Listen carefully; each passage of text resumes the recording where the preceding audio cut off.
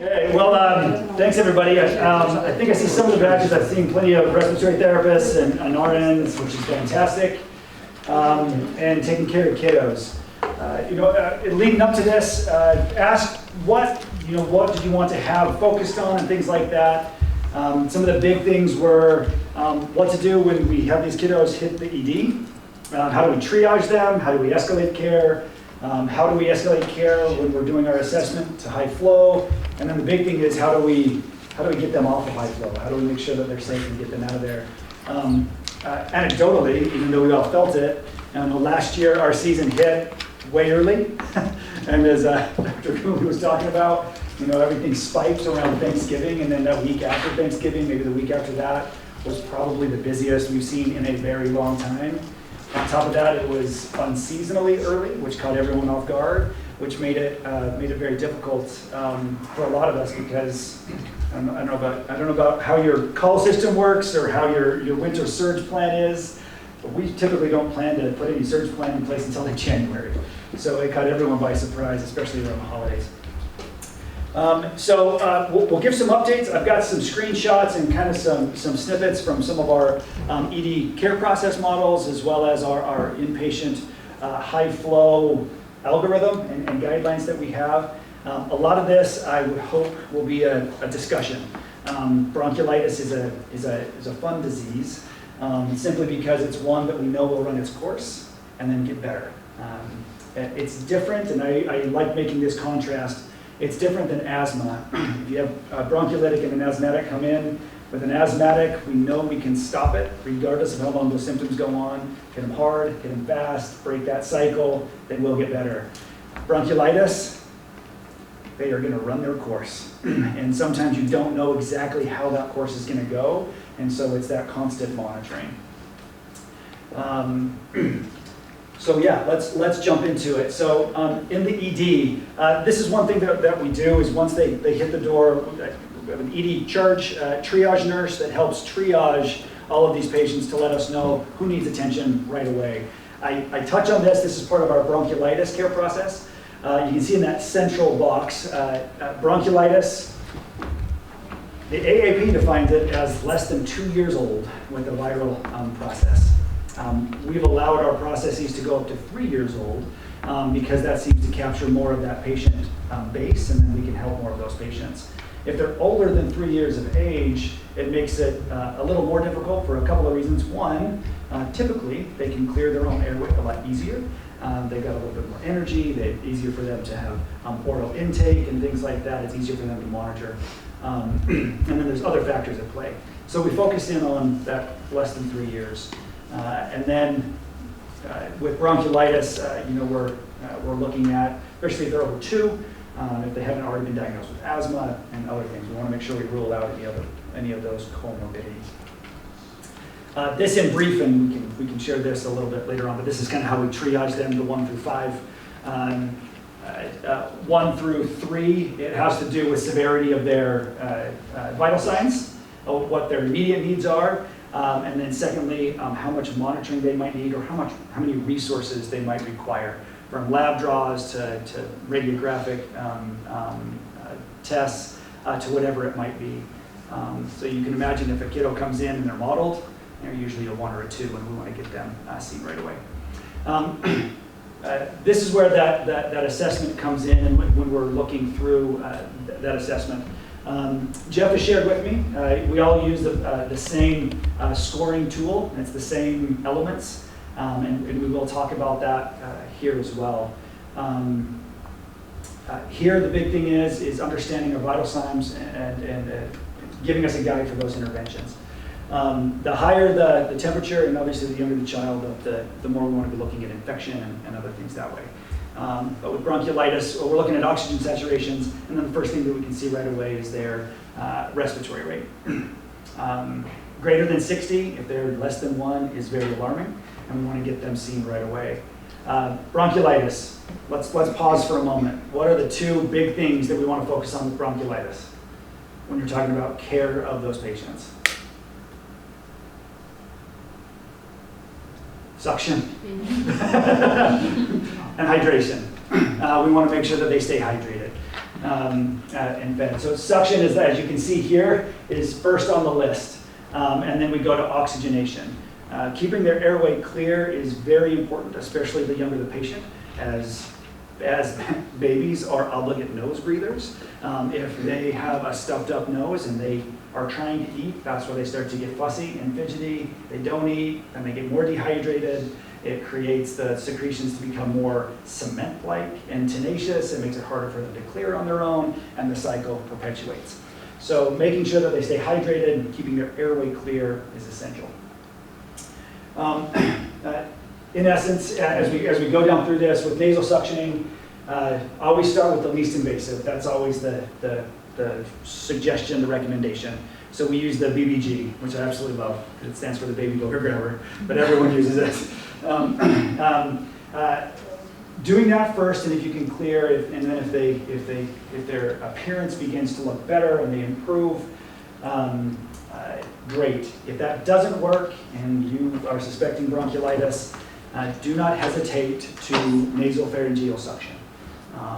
Drop that catheter to the back of their nose and try to pull whatever you can. As we're made aware, you started an outpatient clinic last year for bronchiolitis, which is wonderful. You might have noticed through those 100 patients or so that you saw, some come in and they look great, and you suction and you get a ton of secretions. And you think, how on earth do they have that much back there? And then other kiddos that are struggling to breathe, they're retracting in 3 places, they're breathing 60 plus times a minute, and you suction and you don't get anything because they're so dehydrated. So with bronchiolitis, every patient's a little different, and you gotta make sure you're assessing each one uniquely that way. Supplemental oxygen here as well is a big one. Up to 2 liters per minute before you would go to high flow. That is a lot. Just as a reminder, sometimes we treat oxygen as kind of normal in the hospital. It's not normal. So nobody should be on oxygen, so we got to be watching that at any time. However, if they are hypoxic, if they're below 89%, and it's a good reading, especially, putting them on oxygen to keep their saturations high and, higher than 89 would be good. And then here, and we'll talk about this, our assessment. Removing anything that would prevent you from seeing the patient's chest and the way they're breathing, their work of breathing is important, and making sure they're as comfortable as possible. This box here in the bottom, RT, RN, LIP hold, the initiation pause for high flow. I'll touch on that a little bit more too, because we want to do that pause in the ED, on the inpatient side, anywhere we are with high flow. Busy slide as part of our care process. Again, suction is the big thing, and then as we look at this, we are evaluating for respiratory failure. Here in this, the box on the right is a big one. If we cannot get their saturations above 88, despite supplemental oxygen or high flow. Altered mental status is a big one. With kids, especially babies, that's a tough one to assess. So partnering with the parents is key. Understanding what their normal is, how well they arouse, how they respond to their environment under normal conditions, and asking the parents that. Every baby, every kiddo is different, and so making sure you partner with them is big. And then air entry and auscultating the air entry, either being minimal or absent, and then obviously paradoxical breathing is not good. Other precursor signs for respiratory failure would be persistent head bobbing or nasal flaring. Those ones are very concerning. They're not listed here, but many times in the literature, in Lippincott and other places like that where we do our education, those are considered retractions. However, they're significant retractions, and if they're persistent after interventions, those are signs of imminent failure, typically. As you're going through that, and we'll talk about this a little bit more, the difference between spot check pulse oximetry and continuous pulse oximetry. Typically, when we get these kiddos and they come in, whether they're inpatient or in the ED, they're sick. And we love our monitors. And so we want to put them on a monitor. And we want to see what their saturations are. We want to see what their heart rate is and everything else. If they are generally well appearing, they respond well to suction and hydration, and they calm. spot check pulse oximetry is recommended as opposed to continuous pulse oximetry. That seems counterintuitive for clinicians when we're in a hospital. However, what has been shown is that continuous pulse oximetry for patients that don't require that, it can lead to alarm fatigue for us as clinicians. It leads to fear for the family because then their child is on a monitor, and then if they go home and they don't have a monitor, there's that added level of anxiety. Two, the evidence-based practice or evidence-based for processes like these are that it's not uncommon for children to have transient low saturations during this process, typically self-resolving within 2 minutes. Because of that, if they're on a continuous monitor, we're going to see them dip and we want to respond because we're clinicians. That's why we're here. We want to do something. And then that can lead down the road to increase the length of stay. And then it makes it very difficult to make sure that we have a clear picture of what's going on with them. That's ED as well as inpatient. However, if we assess them and we suction them and they're ill appearing and they score, and we'll go over a respiratory bronchiolitis score, they're in the moderate to severe category, continuous pulse oximetry is appropriate, as those signs and symptoms typically are, we're watching them for respiratory failure, as they're in usually constant distress. Part of this, and something to add to that assessment piece, as we were talking about that week that you had here on the inpatient side that was very difficult with all of those patients, bronchiolitis lasts about 7 days. That's where you're going to see all the symptoms continue to increase and then kind of subside. Between 3 and 7 is when they peak, which means you've got to know what day of illness they are, basically. As you noted last year, usually around day 5 or 6 is when everyone peaked. And then you had to do heroic measures and intervene and intubate and do everything else. So understanding where they're at in their trajectory is a good indicator of where they might go. If it's day 1 and they're already scoring a 9 on the bronchiolitis score, that's pretty significant, and you need to be watching that more than if they're on day 7. You can take that with a little bit of a grain of salt as well. Questions, thoughts? I'm doing a lot of talking, and I know I can do that, and I can fill time with the rest of them. Thoughts, questions, observations that you've seen from years past with bronchiolitis and the ED, and does this kind of sound reminiscent of what you're doing here? I think silence is yes. So your spot check, sorry. Go ahead. Spot check on your oximetry, you're doing inpatient also. Correct. Okay. And I've got some documents that we use, and I'll bring those up later after this. We'll get through this presentation real quick, and then I can pull up that document and broadcast. Very frequently we get that, alarm fatigue with staff, and kids rolling around in bed, just playing around, and you're like, they're statting 70, and you get these calls, you're like, well, shoot.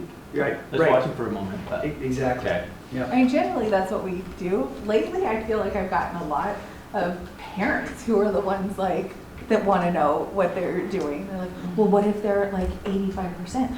And we don't know. Would they be having brain damage? And I'm like, oh, Jesus. Yeah. So that's kind of what I've been feeling. I'll get to your question. I saw your hand up. But I wanted to address that feeling that we might have. We have a very informed public, especially after COVID. Everyone's more aware of what's going on and usually try to be a lot more tuned in to what's going on with what's happening on the inpatient side. I saw more coverage for pediatric patient volumes last year than I think I had seen ever. And a lot of that is byproduct because we had so much coverage from the pandemic and everything else, and that's fine. On top of that, RSV gets even more heightened.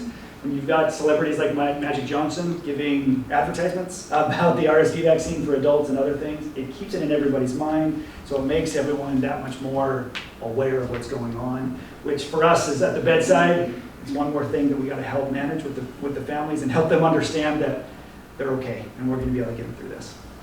One problem that I saw last year that we had was the dehydrated patients and IV access.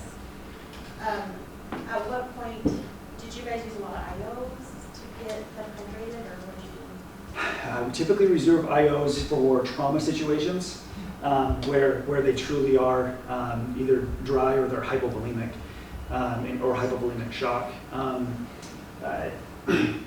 It is difficult. I wish I could speak more articulately to how they were able to get the IVs.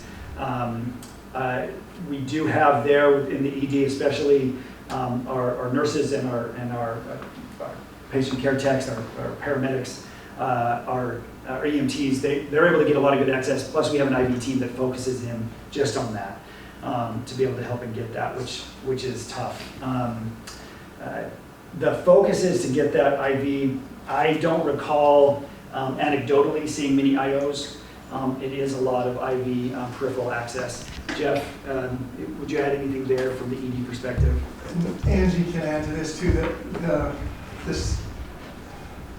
there's a lot of people who've had a lot of experience putting IVs in kids at our hospital, so we have a huge advantage in that regard.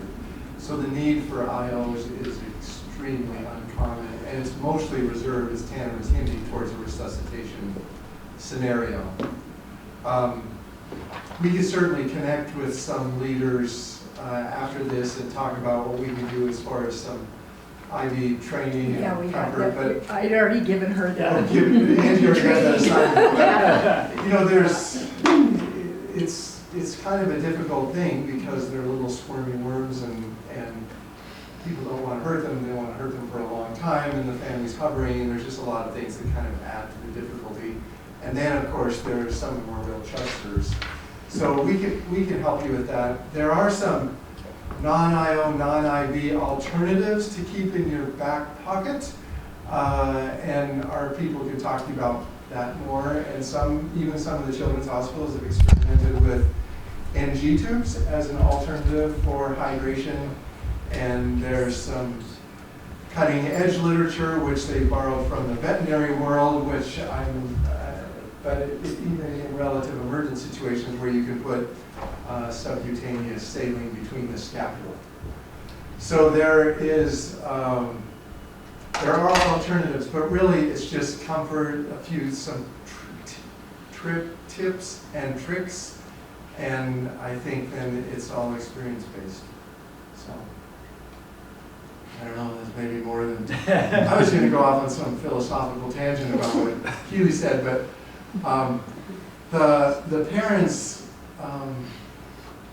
monitoring is a two-edged sword, I guess would be my mantra, and we believe strongly that we over-monitored people for many years, and particularly in this condition. And Tanner outlined the disadvantage of monitoring and the hovering and the worry and the anxiety and the alarms going off. And I think the bottom line is monitoring doesn't change the outcomes of the majority of mild bronchiolitis. So the kids that are just on the floor, the kids that are in the ED, in our hospital we have an observation unit, or we call it our RTU, rapid treatment unit. And the other thing that was learned, which I think was super, super smart, is some clever Canadians, and there's apparently a shit ton of clever Canadians, but they decided we're going to give full-time monitoring to all the bronchiolitics that went home. So they looked at their healthiest population, sent them all home, and monitored them at home, unknown, well, the family knew they were on monitors, but they couldn't see the results. And essentially all bronchiolitics dip their oxygen saturation, even the ones that are at home. And that for us was a real revelation, that if we just monitor enough, we will find hypoxia.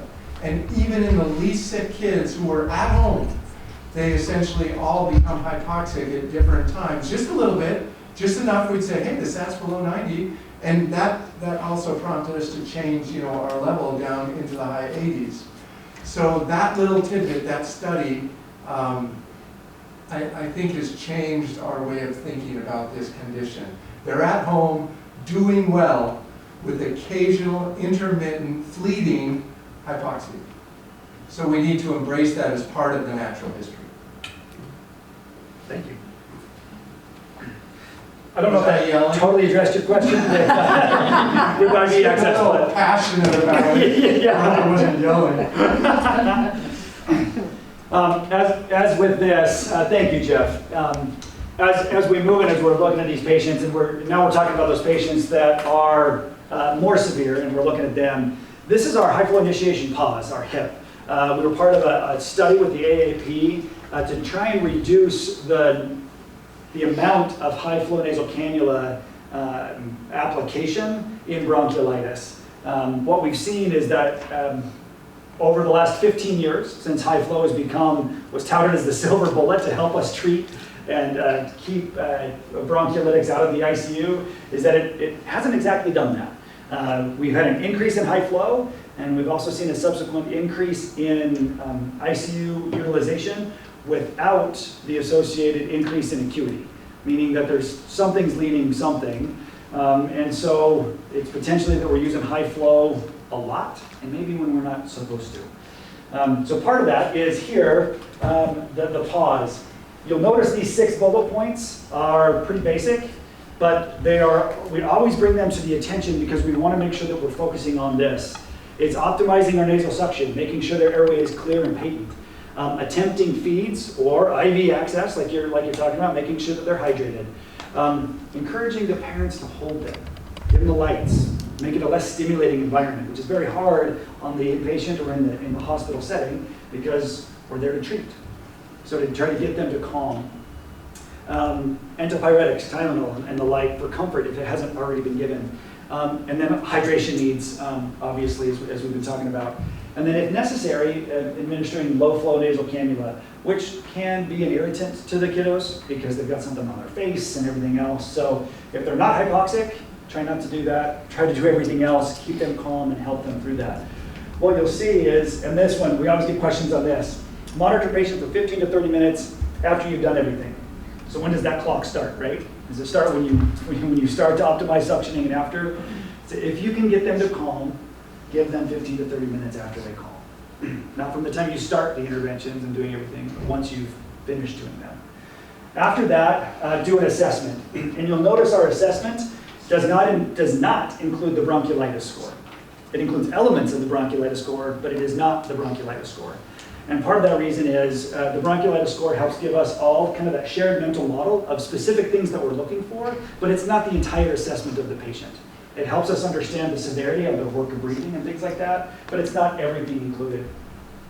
So heart rate, respiratory rate, both of them being stable and or improved once they're calm. And then are they able to keep their saturations higher? A lot of times we'll see those kiddos that are on low flow oxygen, half a liter, and then when they start to wake up or they get agitated, their sats drift a little bit, but then once they calm, their sats stabilize. And then there's no other signs of clinical deterioration. Their cap refill is good and the like. If none of that is working, then it would be appropriate to escalate to high flow or consider positive pressure if necessary.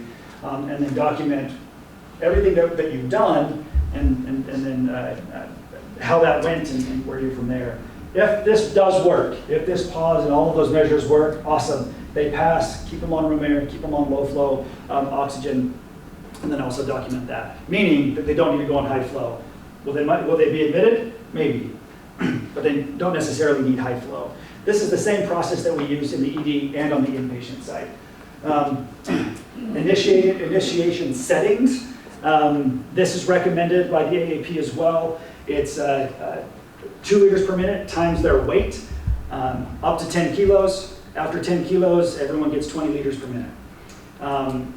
Starting at 40% FiO2 and then titrating to keep the sats in that sweet spot, so in the low 90s range, which would be normal. If you're over 60%, and we'll talk about that, that's not good. You need a transfer, you need more support, positive pressure or something else. The big thing here is that bullet point 3, the reevaluation after initiation every 30 minutes until stable and or improving. We do that for 3 hours. If these patients are in that much distress and they do require our intervention, we want to make sure that the intervention that we are using is working. What that means is that we might intervene with high flow and they don't get better, but they don't get worse, which means high flow isn't going to cure them, which means we don't necessarily need to keep them on high flow. Do we need to keep them in the hospital? Yes.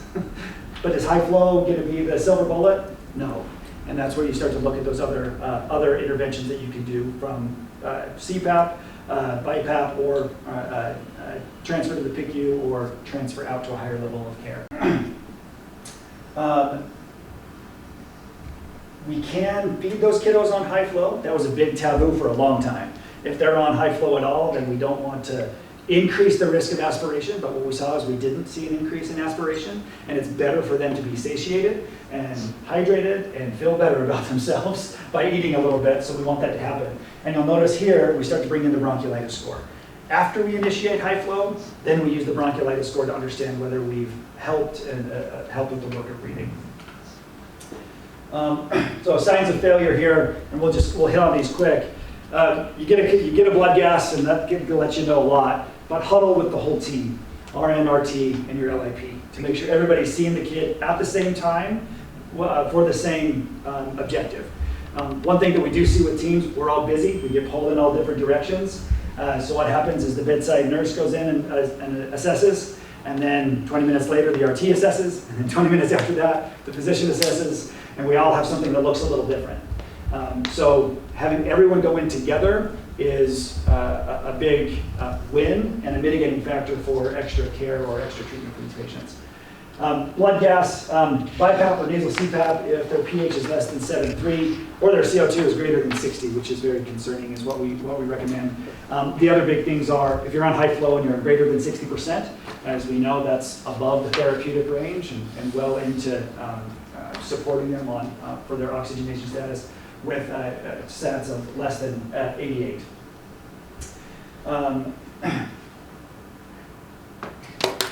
The big thing here is, we were talking with Jeff earlier, is what do we do? What are our resources that we have here? How far can we escalate? Once you've hit your limit, that's when you've got to be making sure you know what that next step is, and we're going to transfer. So BiPAP and CPAP is a big one. If there's not a PICU close by, recommend initiating that and then arranging for transport. As those kiddos, typically once they get to that level, they more than likely will need further care. Again, this is where understanding where they're at in the day of illness makes a difference. If you're escalating to BiPAP or looking at transfer in day 2, we can kind of expect them to get a little worse by the end of that week. And so always be keeping that in mind. Here is to kind of help us understand where to go after we evaluate these bronchiolitic kiddos. Their disposition and kind of where we would send them. This is typical, whether it's an ICU or transfer, if you have an inpatient unit and what can be held. And this is a guideline, meaning that if your inpatient unit has different parameters for admission, use those. But typically with bronchiolitics, if their respiratory rate is 60 or less, and they are statting 89 or higher on room air, or if they can be discharged on home O2, they can go home. If they're breathing faster than that, or they are on, if they're not hydrating well, or they do require supplemental oxygen that is concerning for escalation, then they need to be admitted. Or as you can see in this, oh, what did I do? There we go. As you can see where there's the pink shaded area of that yellow box. If high flow is criteria for your PEDS unit, then admit them on high flow, up to 60%. Definitely recommend if they're requiring more than 60% that they need to be transferred to a higher level of care. Questions, thoughts, concerns? I have a question about the 20 per liter. Yeah. Like, is that from a study? Is that just kind of what you guys use? Or like versus like what we've been trying to do with the Fisher and Paykel, like with our plans, like that they have the recommended flow liters for their size. So.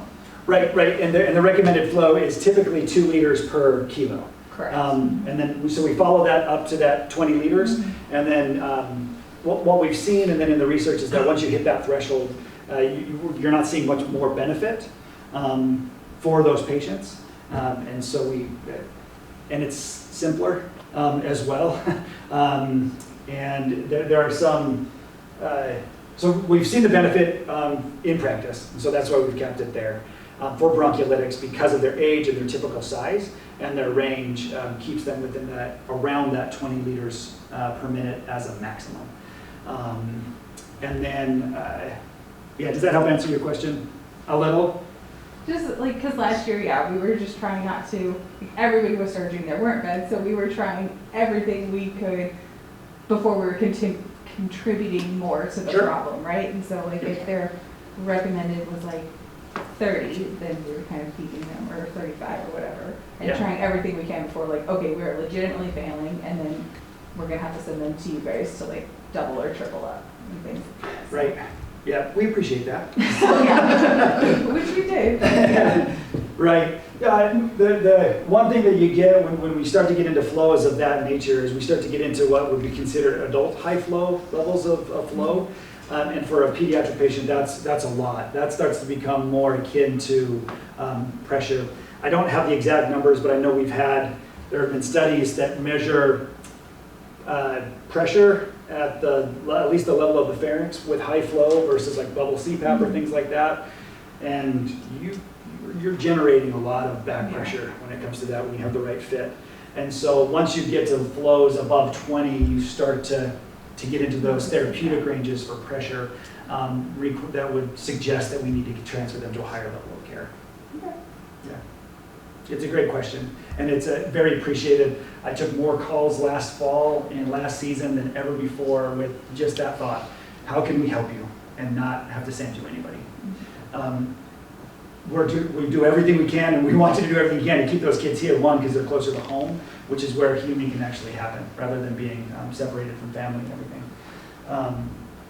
But when push comes to shove, we got to make sure that we got all the resources there for them. Other questions or thoughts? For the respiratory rate of 60, are you talking about even up to those 3-year-olds? Because that's Excellent question. high. We will, no. So Okay. this is typically for those that are 1 or less than 1, it's because that's the highest threshold that we would have. We'll talk about the bronchiolitis score, as the threshold there is, Like 45? yep, 45. That would put you in the Okay. severe threshold. Okay. Excellent. Yeah, excellent. And so, I don't think I have it here, but we will talk about that here quick. Again, to get to your point, we talked about the comfort measures. These are the considerations. Please do this as much as possible. We want to avoid high flow. Any broncholytic we want to do this with. It's the same criteria as before. Again, spot check, pulse oximetry. The lasting institutional and the national experience from CHOP and CHOC and some others doing the spot check pulse oximetry. And same things as we talked about there. Hit more on some of the benefits of spot check pulse oximetry. But here, continuous oximetry with increasing oxygen need, a bronchiolitis score of 7 or more, or they're worsening in their clinical status. And then changing to spot check every 2 hours before and after interventions, and indicated as the patient's oxygen need is not increasing. Their bronch score is less than 6, and their clinical status is not worsening. We don't use the word stable because that's very confusing, but they're not worsening. As long as they are not worsening, then we can consider them okay. We're going to watch them for a while. Okay. Initiation, again, I hit this box because high flow has not shown to be the magic bullet for bronchiolitis. So we want to make sure we're doing everything possible to keep them calm and hydrated and suctioned and keep them out of high flow. Here, severe respiratory distress, they're greater than 2 liters per minute, and they're, we've got to keep them above 89% SATs. And they don't meet any of the exclusion criteria there on the right. So they're over 3 years of age. They have another diagnosis that's other than bronchiolitis or viral pneumonia. They've had apneic events or bradycardic events, or any other of those big comorbidities. They would exclude them from high flow, and you would need to escalate them to a higher level of care. Respiratory failure, paradoxical breathing, altered mental status. We've talked about this. PCO2 greater than 60, and then SATs being less than 89 when they're on more than 60% FiO2 as well. This box is a little small there, but initiation, as we discussed before, is 2 liters per minute based on weight, up to 20 liters per minute is what we recommend, and then assessing every 30 minutes. If they have any signs of respiratory failure after that 30 minutes and you've got them calm, they are worsening and you need to get them to a higher level of care. High flow isn't working at that point. Do they have any signs of respiratory failure? Yes, again, they're worsening. Otherwise, Here's the starting weight base for high flow settings. But if there are no signs of respiratory failure after you initiate, okay, sorry, got ahead of myself a little bit. So this is where we start the bronchiolitis score. So to your question of where we're at, here in on the left is the score, 0, 1, 1, 2, or 3. This looks different than the sheet that you got me, Jeff. It's the same elements. They're all there, it's just in a different format. So respiratory rate less than a year, up to 65, greater than a year, 45, as you noted. The wheeze, and we can talk about the wheeze here. Expiration is typically something that's blocking, it's typically secretion. Sometimes we can get that swelling of the lung tissue. The one that I'll focus on here is diminished breath sounds. Diminished breath sounds is typically when you are diminished throughout. I know that doesn't state it here, but there are times where you're going to hear transient diminished breath sounds in the uppers or in the bases, and when they cough or they move or they do something, you might have that be move around. But diminished breath sounds is when it's throughout and you truly don't hear the same amount of air entry as you would expect. And then retractions. Here we know locations rather than specific locations, just locations. There are many places that we retract. Typically on bronchiolitis, you see them subcostal and intercostal because it typically tracks where the disease process is taking place in the lungs. However, there are many places for them to be. So we talked earlier, nasal flaring, head bobbing, or grunting. If it's persistent, especially after interventions, those are considered latent signs, and you can kind of not worry about the bronchiolitis score and just say they're severe and we need to do something about it. They need intervention immediately. It does happen, and sometimes the skinnier the patient, the more pronounced retractions look. The chunkier the kiddo, sometimes it's harder to assess that. So that's what makes that really difficult, to where you can have a patient that's less than a year, is breathing 60 times a minute, they've got an expiratory wheeze, but they're chunky. And so you can't see how many retractions. And so their score might be a 3. So that would put them in the moderate. But they seem labored in their breathing. Their mental status might be changed. They might not be eating well. So the bronchiolitis score doesn't give us more information than the rest of their clinical assessment. And so we've got to make sure we take everything into consideration. Thoughts on the bronchiolitis score as you've been able to use it? Has it helped you and get everyone on the same page? Is it difficult to get everyone on the same page when it comes to the score when you're looking at one patient? So this will be the first year that we're actually rolling out like a Oh, unified excellent. assessment and trying to use the huddle and stuff like that. Okay, awesome. Last year we survived, so this year we're survival mode. Fantastic. The big thing that I will definitely recommend is that when you are doing it, the RT and the RN at the bedside especially, do it together.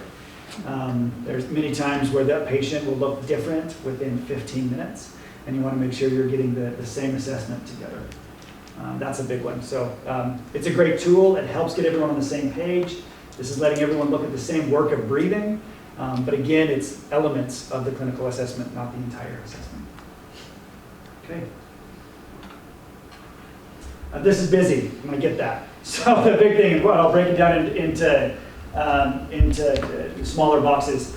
So you've initiated high flow. They're not worsening, and that's why we say not worsening rather than stable. So if they're not worsening, you can consider discontinuing high flow if there's no clear improvement in respiratory distress. And the respiratory distress is the same, but there are no signs of respiratory failure, and they don't meet ICU criteria. What it means is high flow didn't make them better, but they're not worse. So one thing that we can see is with high flow, and what some of the national data, as we try to pull that out, is once we start intervening, we get anchored to this kid as bad. And so because they're on high flow, we want to continue to go up in care. Because high flow is an escalation from nasal cannula, so the next step is obviously some type of pressure, whether it's CPAP, BiPAP, or intubation. What we're suggesting is that's not necessarily the case with bronchiolitis. Is that if high flow didn't work, and they're not worsening, and they're not in respiratory failure, high flow isn't the cure for them, but that doesn't mean that they're getting worse with their disease. So you could potentially try to wean them off. And here we've got this, and we'll go through what the weaning looks like from high flow specifically. But you can titrate the FiO2 down to keep their sats in good space. We follow that Q2 assessment at a minimum after they're established on high flow. Give them their feeding guidelines. I've got those in here as well. And then transfer the patient out of the ICU if they're in the ICU there. So do they meet all of this criteria? Is their FiO2 less than 30? Is their bronch score less than 5? Did grunting, nasopharyngeal, head bobbing resolve? Or if they're not meeting all of the criteria, did we have a request to trial them off based on the clinical impression? And the trial, it seems harsh because we're all of a sudden supporting the patient at least 20 liters per minute, and we drop them to 1 or 2. It seems like that's a big drop. What we've seen in evidence and then pulling out the research is that they either need it or they do not. And so if we try to step down easily from the high flow, it prolongs that length of stay because we continue on an intervention that's not working. If we drop them to 1 to 2 liters per minute and their respiratory distress goes up and they need more oxygen, then we know that the intervention was working. We'll put them back on their previous settings and we know they're in good hands. Otherwise, we know that we can start to wean them off of some of the support that we're giving. It's a big change from what we used to do. This is the 3rd season that we've been moving into this type of trial off. And I'll say this, that first year was hard because it seems like we're going from supporting them 100%, absolutely nothing. And that's a hard transition to make. Looking at this, and similar to the data that Jeff had alluded to from the Canadian study with monitoring at home and noticing that bronchiolitis has a course, and even well-appearing kiddos have that same thing. We've noticed with high flow. It works or it doesn't. And so we want to make sure that we're using them in the right places. If they're improving, and they continue to improve, every 4 hours you decrease to 1 liter per minute at 100% FiO2, which simulates being on a nasal cannula on the wall. Give them a 15-minute trial, and then adjust it up to 2 liters to maintain oxygenation. If it works, and after that 15-minute trial, their bronch score is still less than 6, and they've had a resolution of those severe retractions, and they're satting well, you can trial them off.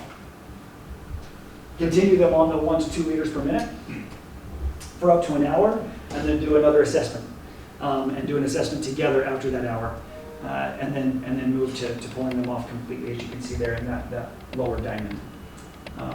Questions, thoughts, concerns around that for high flow usage and weaning off?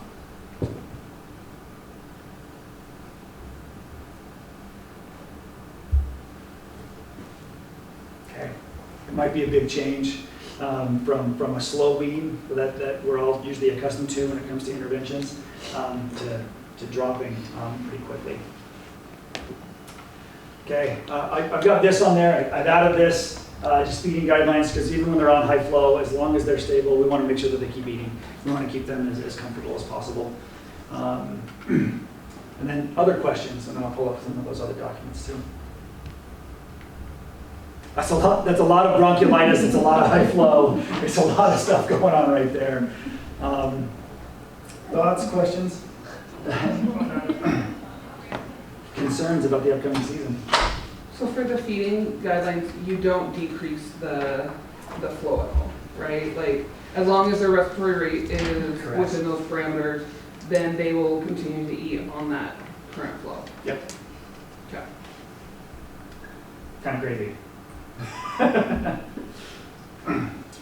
It's a good question. Jeff? I'm old. And I'm slow. And I've been primary as an attending since 1989. I was there as a resident before too. So bronchiolitis has been a pain in our asses for a long time. And what we've seen is we keep trying stuff and then we kind of discover it doesn't seem to work. And we went through trying steroids, and then it was shown to not work. And we went through trying bronchodilators, and it was shown to not work in general. We even went through, Tanner, remember our inhaled saline phase because of a few Brazilian studies. And that isn't a big number over 1 billion. It's not a few Brazilian studies. It was in the country of Brazil.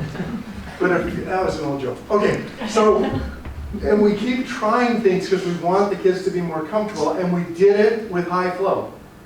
And now we're still, years later, trying to figure out who's going to get better with high flow. So if this seems a little bit confusing, and Tanner really outlined it well, it's because we're asking you to quit thinking the thing that we were touting works all the time. And we believed it worked all the time. And I want you to do a little thought experiment. I'm into the weird touchy-feely part of medical decision-making and all that. And if you know something doesn't work, you don't start it. And if you believe something works, you start it. But not only that, you expect the patient to get better. And that's the situation we're in right now. You start high flow, we start high flow, we expect them to get better. When they don't, in our setting, we were sending them all to the ICU. So I think it's useful to think about how can we tell if something works in bronchiolitis? Well, if it worked like the way stuff worked in asthma, we would all be using it and it would be better in 6 hours. So it isn't that type of disease. And if it worked like something like antibiotics do in urinary tract infections, let's say, the symptoms would resolve, and not only that, you could do a urinalysis and you could see that there was less bacteria in the urine or didn't grow in culture. But we don't have a parallel for bronchiolitis, which makes this condition so vexing. So how would we prove that high flow nasal cannula helps? Well, let's say fewer patients went to the ICU. That didn't happen. In fact, the opposite happened. Let's say fewer patients got intubated. That didn't happen.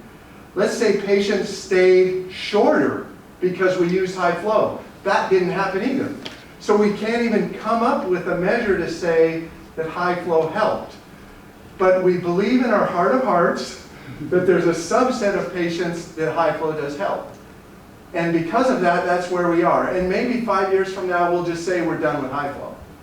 But we kind of still believe there's a subset of patients. So we're in a weird place. If this feels a little weird to you, that's why. Because it's not like antibiotics and a UTI, and it's not like albuterol and asthma, and it's not like straightening the leg out and putting a cast around it. Those things all work. And that's why we keep subjecting the kids to those things. So we're in a little bit of a weird place. If it feels weird, that's why.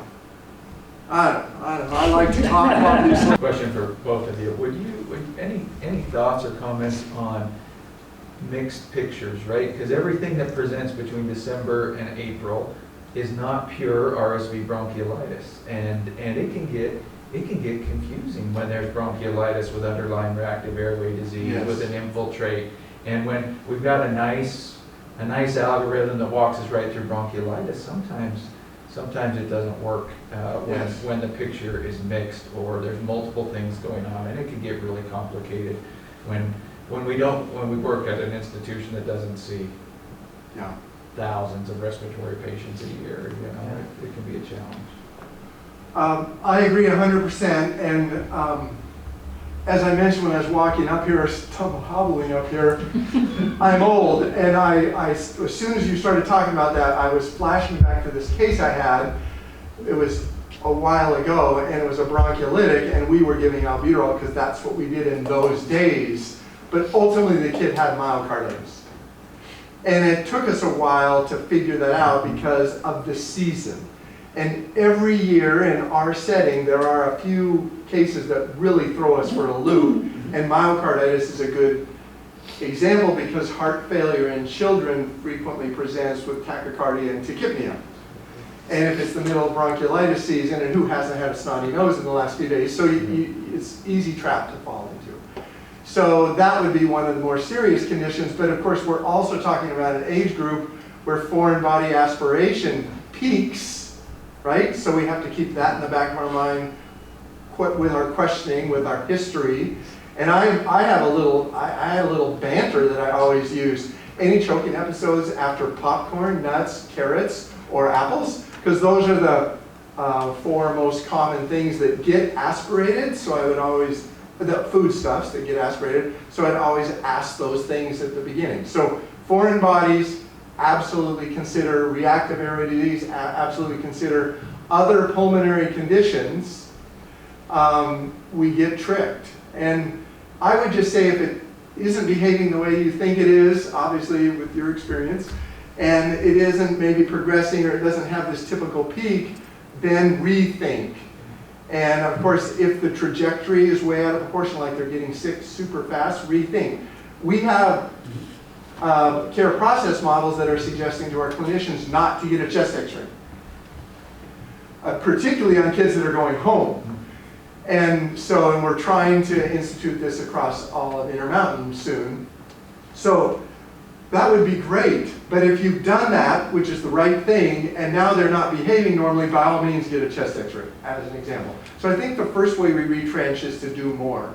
But we're a long ways from figuring out bronchiolitis. We're just a long ways, and we've been working on it for a long time. So you bring out one of the major conundrums. That same philosophy, of course, applies to something that's common like croup, right? If they don't behave like a crouper, rethink croup, and they probably have epiglottitis, not super uncommon, but probably tracheitis, which is much more common than epiglottitis in our world, or an aspirated foreign body, or some other pulmonic process that we aren't entertaining, something else up here impinging on the airway, a foreign body that's pushing on the trachea, the foreign body in the esophagus. We've seen all of these things masquerade as croup.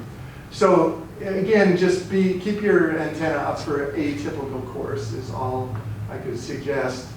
And the big picture, look at the big pictures or some other clue. When I was at Children's Hospital Los Angeles in the mid-'80s, we had a mild outbreak of measles, relatively mild, and we had like 3 kids that presented with croup, and I was so excited because it was something I only read about in textbooks. But in fact, it happens. Measles presents with croup-like illness. So haven't seen it since. Don't really need to. But it's all out there. Great question. And Tanner has more, I think, do you? Well, I was going to, or maybe not. I was going to touch on the outpatient clinic a little bit. Yeah. One thing that we noticed, and Carrie was a great question asking about our infectious disease and what we can anticipate for this year. We're out of the pandemic, but yet COVID-19 is still a thing, and so we're trying to figure out how all of that works. What we noticed last year is we saw a huge uptick in testing because we still had to, and so we saw a lot more of that prevalence. Because of that, it's known what people have, and then that causes fear because RSV can be a really nasty one in the really young kiddos. Everything that we've talked about here is still at play, and that's what the big recommendation is for our community providers, our clinics, and for our families when they go home and trying to keep them home. Suction, hydration. The over-the-counter suction devices, has everyone seen the Nosferita, or the Graco, or the Nespira? They're amazing. You can actually generate more suction pressure on a Nosferita yourself than what is federally regulated for the appropriate suction setting in the inpatient side. So so they work, is basically what I'm getting at. And the recommendation is, even though we might know what the virus is, that doesn't mean that they need to be admitted. Let's keep watching them, and to your point, let's keep watching them, and then if they're following the normal path of that disease, then great, let's keep them on that. If it's not, then like Jeff talks about, look at that bigger picture and what else could it possibly be. I do have some, a letter that we send out to our community providers. I'll get you guys a copy of that so that you can wordsmith that to meet your community needs. And then also a diagram for our community providers that helps them triage when to use their outpatient clinic, when to give education and have them just go home, and then when it's appropriate for them to go to the ED or follow up with them. It does have to do with the bronchiolitis score. A lot of it has to do with whether those symptoms are normal and wanting to keep them out of the hospital as much as possible. I like giving the advice that the pediatrician gave myself, myself and with my first daughter. He said, she's a beautiful baby girl. Now you can go anywhere you want as long as it's not to a family function or church. because that's where everyone wants to touch your baby, that's where everyone wants to say hi, and that's where everyone's really in close proximity. In the respiratory season, the recommendation is if you're sick, please stay home. If your kiddo's sick, stay home. It's harder now that we're trying to normalize back to pre-pandemic ways. It's very difficult, but that's a big one. And so as you're interfacing with your community providers, with the EDs, you're sending people home, please let everybody know that we still want that. There's a reason why we saw the patient volumes drop in 2020, because everyone stayed home and nobody was passing things. That's the big stuff that I have for bronchiolitis, but wanted to entertain other questions and what else we can help, get you those resources for the outpatient clinic and help there and go from there. So some of our outside providers, they're still pushing a lot of, seems to be pushing a lot of albuterol still. You have respiratory distress, push albuterol. How do you educate physicians? So I know that's a tough one. So it's been a Journey. A journey. a journey. I think the recommendation was to trial it, but So not anymore. Not a recommendation to trial Okay. any longer, or routine testing. Neither of those are recommended for suspected bronchiolitis or that viral component, especially with a kiddo that does not have a history of reactive airway or does not have a family history of anything like that. So in our resources that we send out, and then with our outreach managers, we've set up many in-services, broadcasts, things like that to help train the practice managers as well as any of the clinicians that feel free to go. And we walk through the AAP recommendations as well as let them know that in our outpatient clinic we will not provide albuterol, nor will we provide viral testing. If that's something they would like, they can have them do that, but it's not recommended for bronchiolitis, so we're not gonna perform that. It's a hard message at times, especially at the beginning, because that's not. We don't want a quick fix. We want a quick fix. And one thing, and it can be tough, because bronchiolitis can present kind of like asthma, so I like calling it asthmalitis. Albuterol feels great because we can at least try it, and then we know it didn't work, right? But the research has shown that there's enough of that didn't work that we don't need to keep trying it. Good question. But that is part of the packet that we send to the providers, so that they know what to expect and what they should not be doing in the clinic space. Yeah, good question. In our ED and the flow for our hospital, our use of bronchodilators only added to the gumming up of the works. Yeah. So that was a bummer. Yeah, to your question, trying to clear the picture. When you throw everything at it, it looks like everything. Yeah. Yeah. Okay. Other questions? Concerns or worries about the upcoming season? Definitely appreciate the sentiment to want to keep kids here and not transfer if you don't have to. And that's a big one. Before we had high flow, we'd admit a kid to the floor and we'd watch them. And if they started to get close and their blood gas either trended the wrong way or they started to get somnolent, then we'd transfer. Otherwise, we'd watch them, we'd suction them, we'd make sure they ate, we'd keep them calm. Trying to get back to that, to try and keep that picture as clear as possible. It's a tough one though. And I'll just say it's tough because as clinicians we want to do. And so if a kid comes in and we want to decrease suffering, and so we want to do that. And so, and sometimes we start to get ahead of ourselves when it comes to that too. So, cool.